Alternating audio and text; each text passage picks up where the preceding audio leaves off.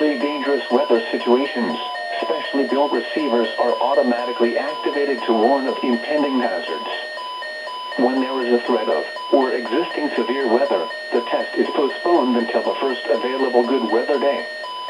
Reception of this broadcast, and the warning alarm, will vary at any given location.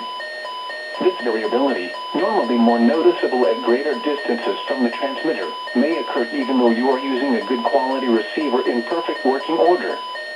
The warning alarm will be activated for warnings in selected watches affecting locations in portions of West Kentucky, Southeast Missouri, Southern Illinois, Southwest Indiana, and Northwest Tennessee.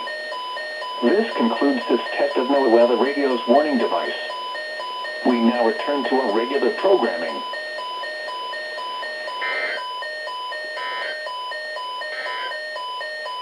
What the heck, Mom? Chance of rain 40%. Yo, what the heck? Monday night. Shut up. Dry weather should prevail from Thursday night.